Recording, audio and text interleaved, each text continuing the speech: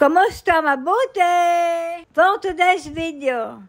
For today's video ay tumawag ang kapatid ni Lola at pinapupunta ako sa kanilang bahay at may pinapakuha na pagkain. Dati-rati caregiver mismo ni Imadora ang nagdadala sa bahay pero ngayon na magaling na si Nilo, siya ako na mismo ang pumupunta sa kanila. At minsan ay hindi din pwedeng iwanan na mag-isa sa bahay si Imadora dahil sinusumpong siya ng kanyang sakit na vertigo. Kahit nga mas bata si Imadora kaysa kay Lola ay siya yung madalas na sakitin at madalas na napapakonfine sa ospital. 85 years old si Imadora at 90 years old naman si Lola at sa kanilang ang edad ay malakas pa sila. Hanggat nandito na ako sa bahay ni Imadora at pagdating ko'y kinamusta ko nga din dahil kalalabas lang niya sa ospital. Napapatigil nga lamang si Imadora sa bahay kapag gana na masama ang pakaramdam. Pero kapag okay na ay araw-araw ay nasa galaan na ulit at hindi mapermi sa bahay. Hanggat nang dumating ako ay nakaredy na din ang mga pagkain ay bibigay niya para kay na Lola at basta na lamang isinilit sa dala kong eco bag. Kaya naman hindi na din ako nagtagal at pagkakuha ko ay umalis na din ako agad.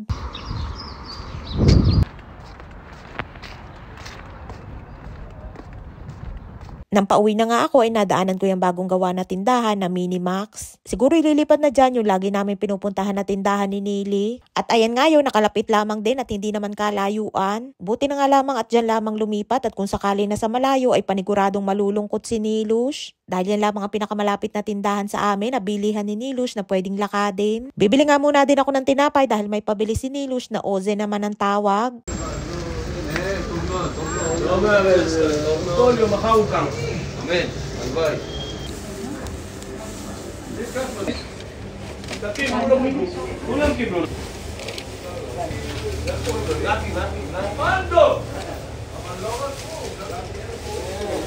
Ay ngayon tinapay na tinatawag nila na Oze naman na popular dito kapag Jewish festival na tinatawag nila na Purim. Oze ang ibig sabihin ay ears o tainga at ang Hama naman ay isang karakter sa istorya ng Purim. Ang Purim ay isang masayang festival dito sa Israel kung saan ang mga tao, mapabata man o matanda, ay nagsusuot ng iba't ibang klase ng mga costume. Ay nga't nakabili na ako at bago tuluyan akong umuwi, dadaan muna ako sa bilihan ng mga gulay at prutas. Napatingin nga ako din sa lagay ng strawberries at bala kong bumili dahil mura na nga din ang presyo. Pero bago yan, ititingin muna ako din sa loob kung may hinog na avocado. Todo pisil nga ako dyan at napili ako ng malambot na pwede nang makain ni Lola. Dalawa nga lamang ang binili ko at ang kilo ng avocado dito sa Israel ay nasa 450 pesos sa pera natin sa Pinas. Kumuha nga din ako ng dates at todo pili nga din ako dyan ng malambot. Kapag si Lola ang kakain ay kailangan lahat ay malambot. Masarap yan at matamis at para sa akin ang lasa niyan ay parang yung kamote na minatamis. Pagkatapos ko dyan ay lumabas naman ako para pumili ng strawberries. Mayroon din naman sa loob ang kaso'y pili na yon at mas magaganda kaya naman mas mahal din ang presyo. Kaya din na lamang ako sa labas nakipili at ilang peraso lamang din naman ang aking bibilhin.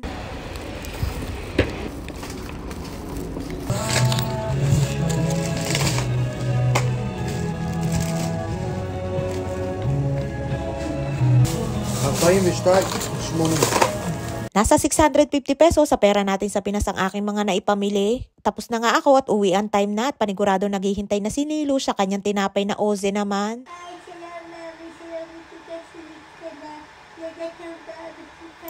Ay nga tuwang-tuwa si Nilush nang dumating ako at ngayon na may tingnan natin ang mga pinadalang pagkain ni Imadora. Mayroong beetroot o selek ang tawag dito at yan naman ay gamba o pickled bell pepper. At yan naman ay kanin na may halong chickpeas o hummus ang tawag dito. At yan naman ay pashtida na gawa sa iba't ibang klase ng mga gulay na kulay green at nang buksan ko nga ay hindi ko maintindihan ang amoy na parang dinikdik na dahon.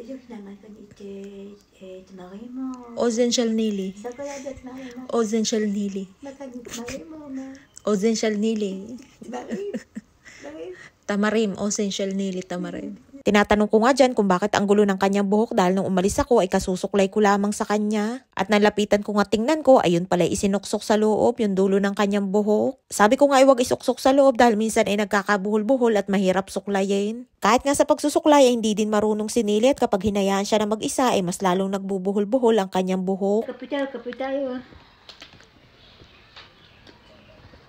At ayan nga't merienda time na si Nilush at excited na siyang kainin ang kanyang Oze naman na tinapay. Nung hindi ko pa nga naibibigay, panay ang tanong sa akin kung ano daw flavor ang aking binili, kung chocolate daw o dates. Buti na nga lamang at mayroon dates dahil yun ang paborito nila ni Lola at 4 ang binili ko at tig-2 sila ni Lola. Isa nga lamang ang pinabigay ni Lola at yung isa naman ay para bukas kapag nagkape ulit sila. Ay siya hanggang dito lamang ating kwento for today's video at shoutout time na muna tayo. Shoutout po kay Chloe Cunanan. Shoutout po kay Josie Biluria ng Las Piñas City. Shoutout po kay Jenna Geraldes ng Davao de Oro. Shoutout po kay Ann Gesa. Shoutout po kay Roselyn Bandilla ng San George, Samar. Shoutout po kay Clara Lumaktod ng Balangiga, Eastern Samar. Shoutout po kay Mari Del Oliva ng San Pedro, Laguna. Shoutout po kay Kathleen Dimagnaong ng Kayokliloy, Zamboanga del Norte. Shoutout po sa anak ni Charito Welar na si Gia Clarice Welar at sa kanyang manugang na si Patrick Cordero ng Dubai. Maraming po salamat sa inyong suporta at laging panonood. Mag-ingat po kayo palagi. And please subscribe to my YouTube channel. Please follow and share. Salamat!